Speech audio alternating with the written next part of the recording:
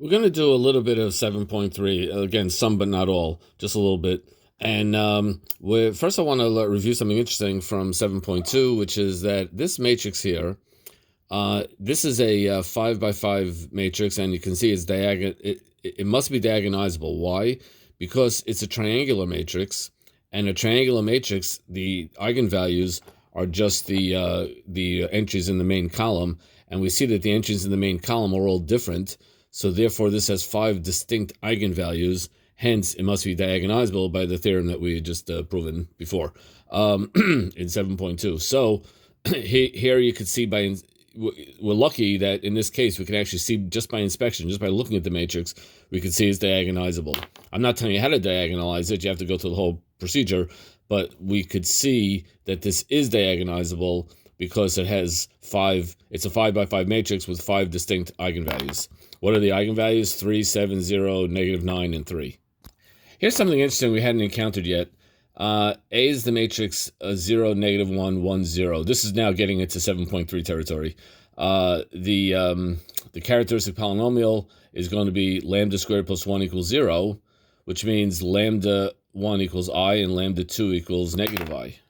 So my point is that it's possible to have an eigenvalue not be real. Now, there are nice matrices where the eigenvalues are always real. Funny you should mention, what are such matrices? To answer that question, we're going to look at a new kind of matrix called a symmetric matrix.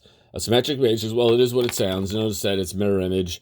1, -5, -5, 7, 7. You see it's mirror image around the main diagonal. That's a symmetric matrix. This here is symmetric 2, 2, so you could, again, I'm a bad drawer, but this is a symmetric matrix. And the technical definition, I guess the simplest way of defining a symmetric matrix is that A transpose equals A. So obviously, a symmetric matrix would only talk about square matrices, and on all these matrices, a mathematical way of explaining the symmetry is to say that A transpose equals A, because if I flip it around, I just get the same thing. Now I have a theorem which I'm going to partially but not totally prove today. All symmetric matrices are diagonalizable. That's a huge thing. They have all real eigenvalues. So we saw an example a minute ago where we had imaginary eigenvalues, but in a symmetric matrix, you're always going to get real eigenvalues. And finally, if lambda is an eigenvalue with multiplicity k, then lambda has k linear independent eigenvectors. Now, I'm not going to prove all of this, and I'm not going to prove all matrices. This is actually a proof that is, I guess, the way they used to always say it is beyond the scope of this course. However, I am going to prove that all symmetric matrices are diagonalizable. In a simpler case, I'm just going to look at all symmetric 2 by 2 matrices. So this theorem here is really just a special case, just a simple case of this top theorem. For 2 by 2 symmetric matrices, I'm going to prove that they're always diagonalizable. And let's do it. So here's our 2 by 2 matrix, and it's symmetric because you have the C and the C on the same. A and B are just on the main diagonal, and then these two guys are the same. That's a 2 by 2 symmetric is going to look something like this. Well, to diagonalize it, first thing I have to do is find the characteristic polynomial. Found it, it's right here. So we set lambda I minus A equals 0, and that's going to look like this: lambda minus A, -C, lambda minus B, which then if I multiply out this determinant, I get lambda squared minus A plus B lambda plus AB minus C squared. Just multiply that out and group terms together and so forth. That's our characteristic polynomial. So what we want to do is solve this characteristic polynomial, and we're going to use an old favorite called the Quadratic Theorem. And here we go. Lambda is equal to -b, which in this case is A plus B, plus or minus the square root of A plus B squared minus 4 AB minus C squared over 2. That's what the quadratic formula gives us with this polynomial. Now, I want to look at the discriminant. The discriminant is the thing that's inside the square root, the big thing that's inside the radical. And the discriminant, in this case, I'm going to just expand that.